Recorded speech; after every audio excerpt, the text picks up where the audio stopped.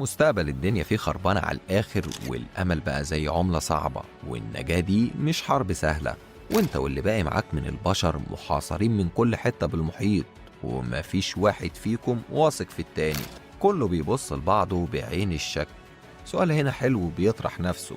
صدقني أنا عارف إنه هيطرح نفسه، مين فيهم ناوي على غدر للتاني ولا؟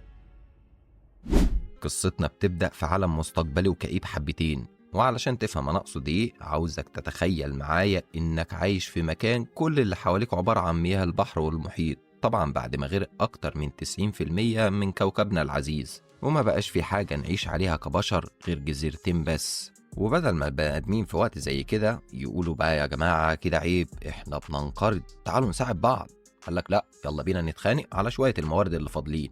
واللي كان منهم معسكر تابع للجزيرة الشرقية لأنه لسه فيه قنبلة نووية. ومن هنا بقى بيبدأ فيلمنا مع 3 جنود وقائدهم، واللي كانوا مسؤولين عن حماية المبنى لحد ما يجي فريق بديل وياخد مكانهم. المشكلة اللي كانت بتواجههم إن الفريق البديل متأخر عليهم من 3 شهور، ومحدش عارف إيه سبب التأخر ده أو هم فين. والكوارث بدأت تظهر مع عاصفة جاية بقوة 9 درجات هتضرب المبنى بعد 10 دقايق. وهنا أمرهم القائد يدخلوا بسرعة للمبنى، لكن سولي في الأول كان رافض يسمع الكلام، وصعبان عليه كمية السمك المحترمة اللي اصطادها. بس لما شاف إن الأمواج مش بتهزر اضطر يسيب السمك بدل ما يبولوا معاهم تحت. وفوق في المبنى بقى عند باينز انفجرت أنابيب المية من الضغط وحصل تسريب، فبيحاول عمونا العبقري يسد التسريب بإيده، وللأسف بتتحشر ما بين المواسير، والمية كانت عمالة تزيد وهو متعلق في مكانه، ولولا إنه فلت على آخر لحظة كان مات فيها.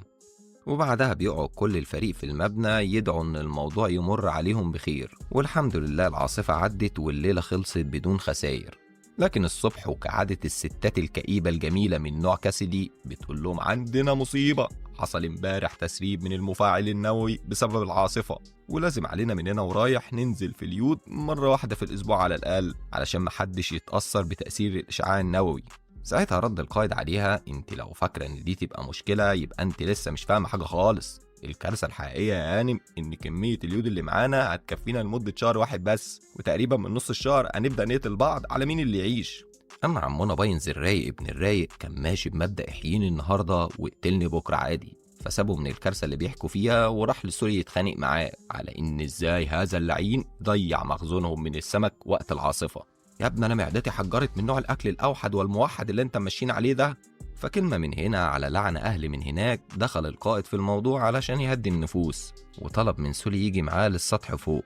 وفوق على سطح المبنى شافوا سفينه قريبه منهم، وكاسدي حاولت تتواصل معاهم باللاسلكي لكن ما كانش فيه رد من السفينه. وهنا القائد ما بقاش عارف يحدد هل دي سفينه اعداء وهيهاجموهم ولا بتاعه الفريق البديل. فقرر ما يجازفش وشغل الإنذار وطلب تجهيز المدفع وتوجيهه على السفينة. وقبل ما يلجأ للحل النووي راح للواد عمنا سولي وقال له بقول لك يا ولا، أنا عارف إن أنت فتى شجاع ومغوار، ما تاخد بعضك كده وتروح تستكشف لنا إيه الدنيا هناك. والسولي أكيد كان خايف إنه يروح، بس هيعمل إيه، ما باليد حيلة، منه لله الظالم.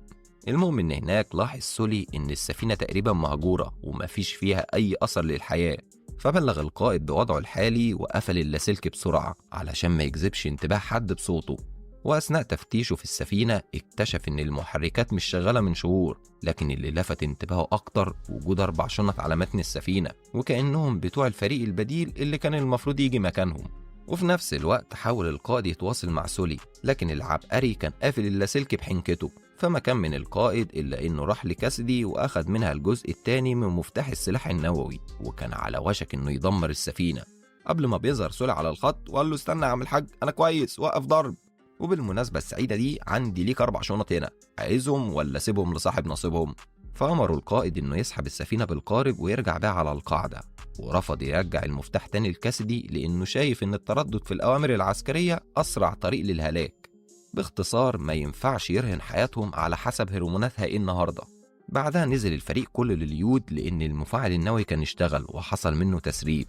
وسولي في الوقت ده ما كانش طايق نفسه وقعد يشتكي من تصرفات القائد ويقول الراجل ده كان هيقتلني بمنتهى السهولة كده، أنا مش فاهمه بصراحة. لكن القائد ولا همه ورد عليهم بكل برود إن لو الزمن رجع بيه هيعمل نفس اللي عمله، المصلحة العامة فوق الجميع ولا أنت وهو ولا. يا سلام على المبادئ والقيم، على الطلاق بالتلاتة انت تيجي تمسك محافظ شارعنا وباقتدار. وبيسيبهم القائد وبيدخل يدور في إحداثيات مسار السفينة، وعرف إنها كانت قريبة من نقطة المراقبة قبل 3 شهور، لكن فجأة بدأت تتحرك تاني بطريقة مش مفهومة، واختفت بعدها لحد ما وصلت عند القاعدة ساعة ما شافوها. والأغرب من كل اللي فات إن الفريق اللي كان عليها اختفى، مع إن متعلقاتهم لسه موجودة. وهنا القائد بدأ يشك إن في حاجة غلط، بس قرر يحتفظ بالمعلومات لنفسه علشان محدش منهم يخاف. وفي تاني يوم سولي حاول يبعت إشارة استغاثة. المشكلة إن الإشارة كانت بترجع تاني من غير أي رد، بمعنى إن يا إما برج الإرسال فيه مشكلة، أو ببساطة ما بقاش حد عايش على وجه البسيطة غيرهم. وبتطلع كاسيدي علشان تفحص البرج، وبتلاقيه إنه شغال تمام. وهنا كلهم احتاروا ومش فاهمين إيه اللي بيحصل. بالليل بقى مع عمونا باينز قرر إن هو يعمل حركة في الخباثة، ودخل للسفينة وخرج منها وهو مبسوط زي طفل لقى لعبة جديدة.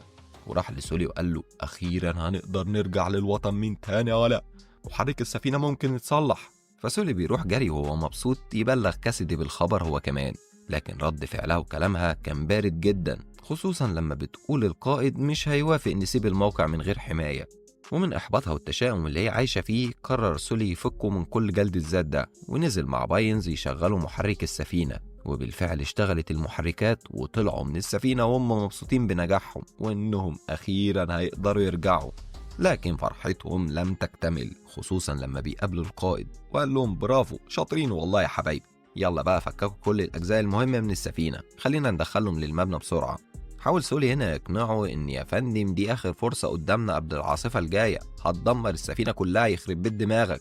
رد عليه القائد تاني، يا ابني ما علشان كده بقول لك نفككها يا عم الفتك انت غبي ولا ايه؟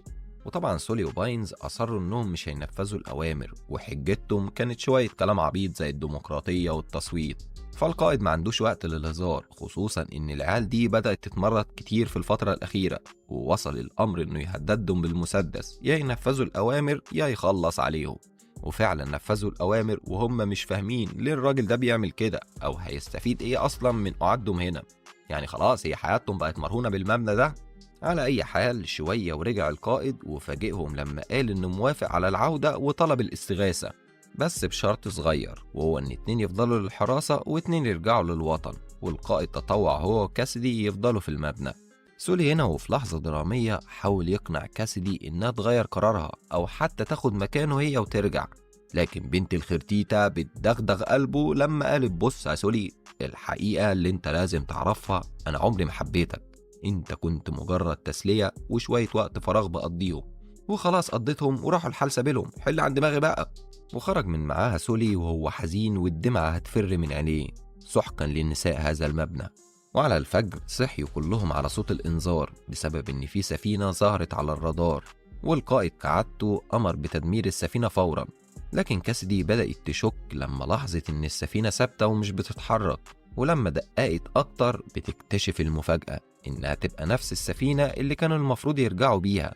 وفهمت لعبة القائد القذرة، وإن كل كلامه عن العودة امبارح كان مجرد تمثيلية سخيفة علشان يطمنهم، بينما خطته الحقيقية هي تدمير السفينة ومنع أي حد فيهم يسيب الموقع.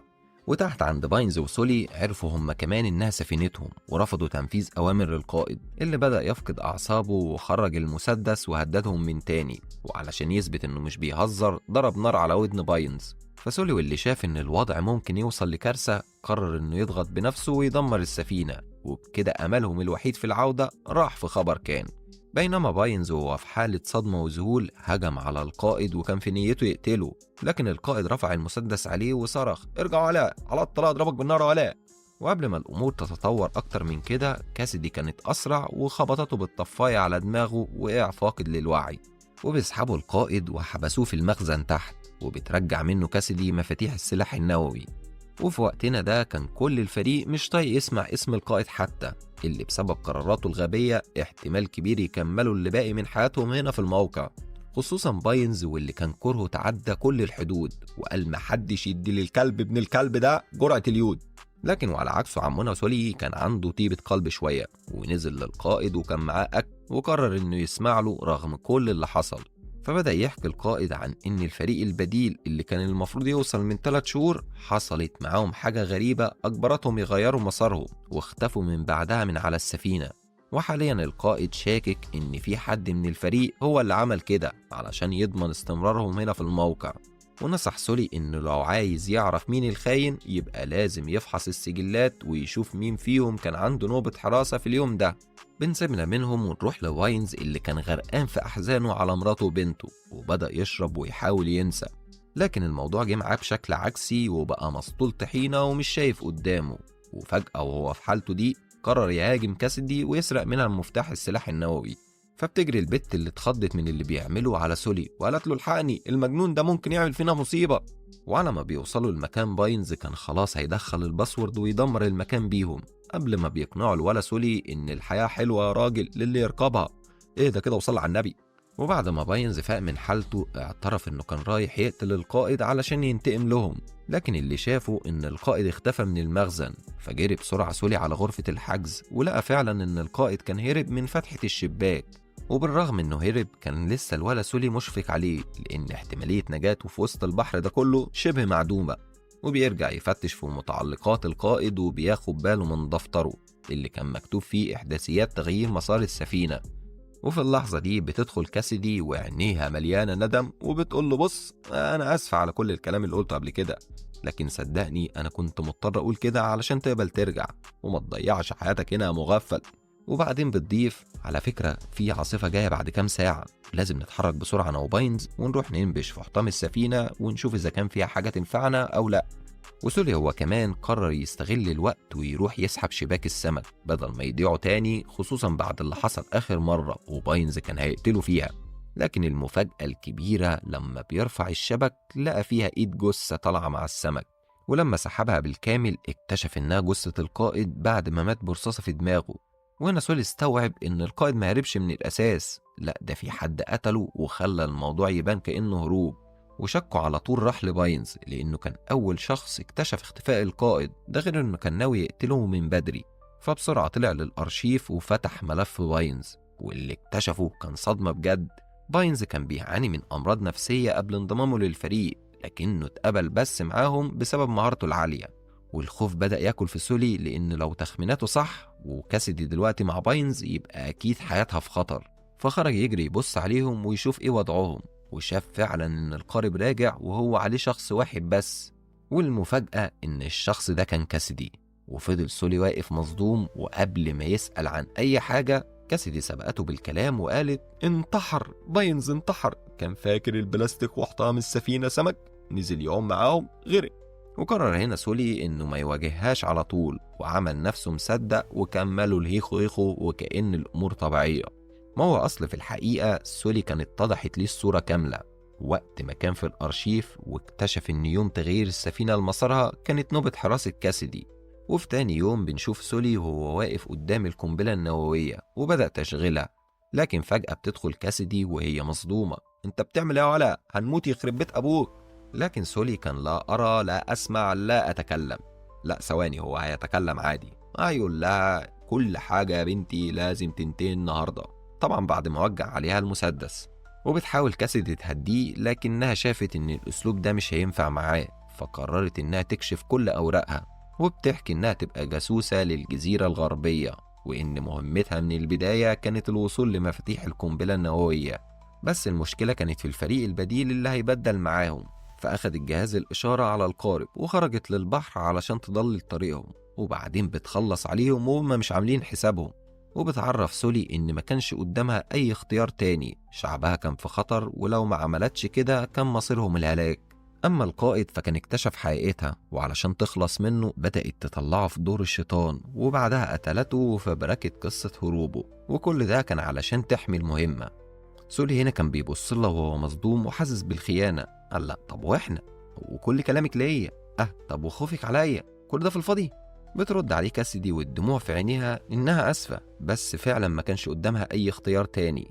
لكن سولي كان خلاص قضي الأمر يا شعلان، ورفع إيده من على الجهاز. وهنا بتحصل أكبر مفاجأة من بداية القصة. الجهاز بيقف ومفيش أي انفجار، وفي وقت ما الصدمة على وش الاتنين بتظهر مقولة باينز المفضلة: الأذكياء ما بيثقوش في حد. تسلم يا عمونا باينز يا حلو والله. وبيفهموا إن الراجل المحترم باينز كان دايما بيتوقع الأسوأ وعدل القنبلة قبل موته بحيث ما تنفجرش. وفي النهاية بيسامحها الولا سولي لأنه لسه بيحبها، علشان كده بيقولك إن من الحب ما قتل. وبس كده يا سيدي، خلص الكلام المعفن ده الأول. والموضوع كان جامد والله، لأنه بيتناول جوانب الطبيعة البشرية القذرة ومصير العالم المحتوم على أيدي البشر الأوغاد. فأنت انزل دحرج المسا على أخوك، ويلا يا عم سلام.